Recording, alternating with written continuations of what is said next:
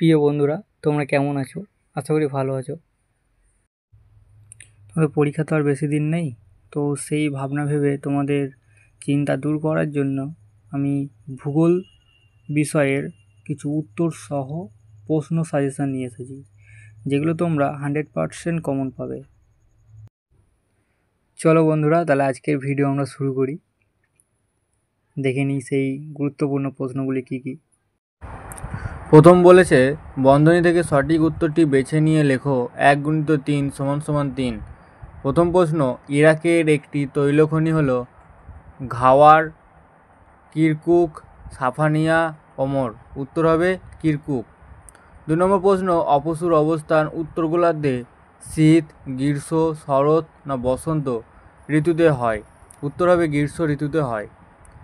3 নম্বর প্রশ্ন, ভারতের প্রমাণ দ্রাঘিমার মান হল 88°30' পূর্ব, 82°30' পূর্ব, 82°30' পশ্চিম, 84°30' পূর্ব। উত্তর হবে 82°30' পূর্ব। পরের প্রশ্ন কি বলছে, নিচের প্রশ্নগুলির উত্তর দাও। 1×2 = 2। 1 নম্বর প্রশ্ন, কোন অক্ষরেখার কাছাকাছি পৃথিবীর আবর্তন সবচেয়ে বেশি থাকে? উত্তর হবে নিরক্ষরেখার কাছাকাছি পৃথিবীর আবর্তন বেগ সবচেয়ে বেশি। অথবা দিয়ে আরেকটি প্রশ্ন দিয়েছে, দেখো, বায়ুর চাপ মাপার যন্ত্রের নাম লেখো। তাহলে এটা তোমরা সবাই জানো আশা করি। বায়ুর চাপ মাপার যন্ত্রের নাম হচ্ছে ব্যারোমিটার। পরের প্রশ্ন, এশিয়ার কোন নদীকে পিত নদী বলা হয়? উত্তর, এশিয়ার হোয়াংহো নদীকে পিত নদী বলা হয়।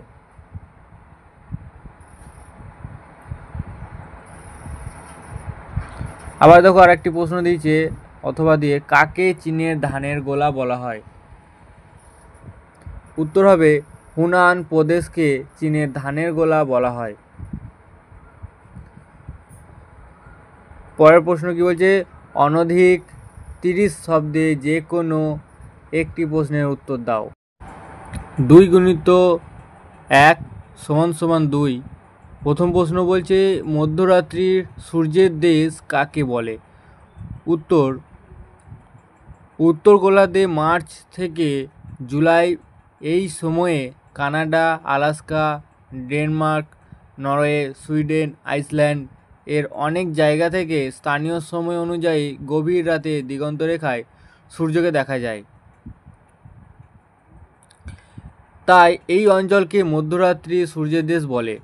ইউরোপের নরওয়ের উত্তরে হ্যামারফেস্ট বন্দরে মে মাস থেকে জুলাই মাস পর্যন্ত সূর্যকে রাতের বেলায় স্পষ্ট দেখা যায়। পরের প্রশ্ন, 29শে ফেব্রুয়ারি তারিখটা প্রতি বছর ক্যালেন্ডারে পাওয়া যায় না কেন? খাতায় নোট করবে, প্রত্যেকটা প্রশ্নের উত্তর দিয়ে দিচ্ছি, সব খাতায় নোট করে নেবে। উত্তর দেখো, ফেব্রুয়ারি মাস সাধারণত 28 দিনের হয়ে থাকে, কিন্তু প্রতি 4 বছর অন্তর ফেব্রুয়ারি মাসের দিন সংখ্যা 1 দিন বাড়িয়ে 29 দিন করা হয়, কারণ সূর্যের চারিদিকে পৃথিবী ঘুরতে সময় নেয় 365 দিন 6 ঘন্টা। সেই হিসেবে প্রত্যেক 4 বছর পর 24 ঘন্টা অর্থাৎ 1 দিন অতিরিক্ত থেকে যায়, সেই দিনটি যুক্ত করা হয় ফেব্রুয়ারি মাসের সঙ্গে। পরের প্রশ্ন বলছে, অনধিক 50 শব্দে যে কোনো একটি প্রশ্নের উত্তর দাও। 3×1 = 3। প্রথম প্রশ্ন বলছে, ভূমির উচ্চতা ও বায়ুর চাপের মধ্যে সম্পর্ক কী? উত্তর, ভূমির উচ্চতা ও বায়ুর চাপের মধ্যে সম্পর্ক হলো পৃথিবীর মাধ্যাকর্ষণ বল ও বায়ুস্তরের প্রবল চাপে ও ভারে বায়ুর অণুগুলি ভূপৃষ্ঠের কাছাকাছি বেশি পরিমাণে ঘনভাবে থাকায় বায়ুর চাপ সব থেকে বেশি। ভূমির উচ্চতা বাড়ার সঙ্গে সঙ্গে বায়ুর ঘনত্ব কমে ও বায়ুর চাপ হ্রাস পায়। প্রতি 110 মিটার উচ্চতা বৃদ্ধিতে বায়ুর চাপ 1 সেমি হারে কমে।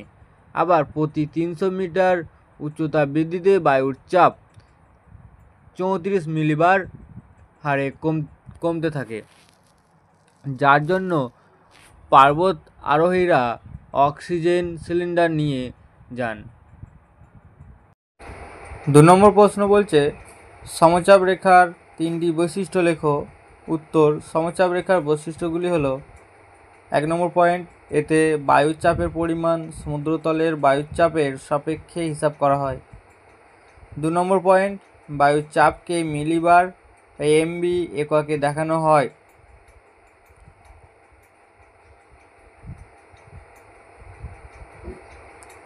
পৃথিবীতে সাধারণত বায়ুচাপ 980 এমবি থেকে 1050 এমবি দেখা গেছে।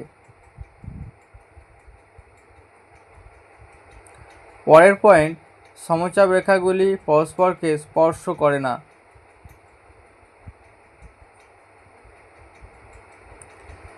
সমচাপ রেখাগুলি পরস্পরের খুব কাছে চলে এলে বায়ুচাপের পার্থক্য বেশি হয় এবং ঝড়ের সম্ভাবনা থাকে, কিন্তু রেখাগুলি দূরে দূরে থাকলে আবহাওয়া শান্ত থাকে।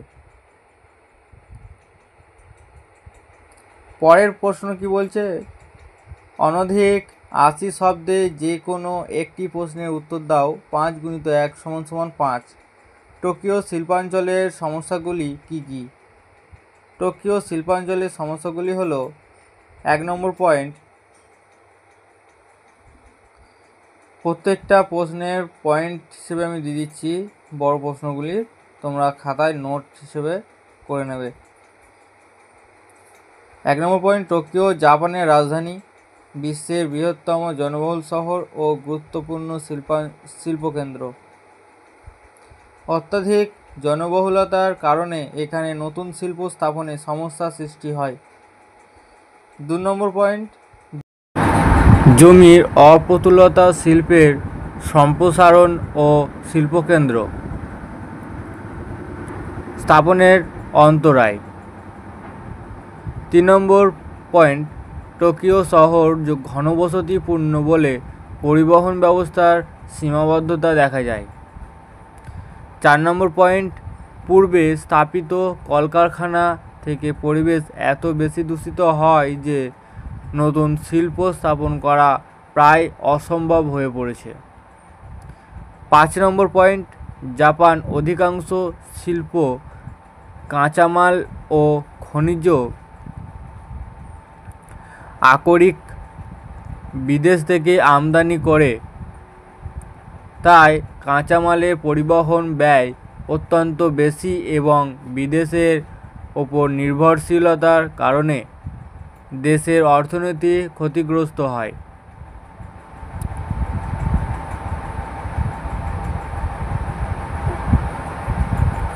পরের প্রশ্ন বলছে ইয়াংসি নদী অববাহিকার অর্থনৈতিক সমৃদ্ধির কারণগুলি আলোচনা করো। উত্তর, ইয়াংসি অববাহিকার অর্থনৈতিক সমৃদ্ধির কারণগুলি হলো: 1 নম্বর, অঞ্চলটি একটি বিস্তীর্ণ সমতল ভূমি হওয়ায় জীবন ধারণের জন্য আদর্শ। 2 নম্বর পয়েন্ট, এই অববাহিকাটি উর্বর ও নবীন পলিমাটি দ্বারা তৈরি বলে কৃষি সমৃদ্ধ অঞ্চল। 3 নম্বর পয়েন্ট, মনোরম জলবায়ু কৃষি ও শিল্পোন্নতিতে বিশেষভাবে সাহায্য করেছে। 4 নম্বর পয়েন্ট, খনিজ সম্পদের প্রাচুর্য শিল্পের বিকাশ ও জনবহুলতা অঞ্চলটিকে অর্থনৈতিকভাবে সমৃদ্ধ করে তুলেছে। 5 নম্বর পয়েন্ট, অভ্যন্তরীণ নদীপথ, বন্দরের সুবিধা, উন্নত পরিবহন ও যোগাযোগ ব্যবস্থা এই অঞ্চলের অর্থনৈতিক সমৃদ্ধির কারণ। এই হলো আজকের ভিডিও। তোমরা সবাই ভালো থেকো, আর পরের ভিডিওতে আবার কিছু গুরুত্বপূর্ণ প্রশ্ন আমি নিয়ে আসব। যারা এই চ্যানেলের সাথে যুক্ত আছো তাদেরকে অনেক অনেক ধন্যবাদ, আর এই চ্যানেলটি একটু তোমাদের বন্ধুদের কাছে শেয়ার করে দেবে।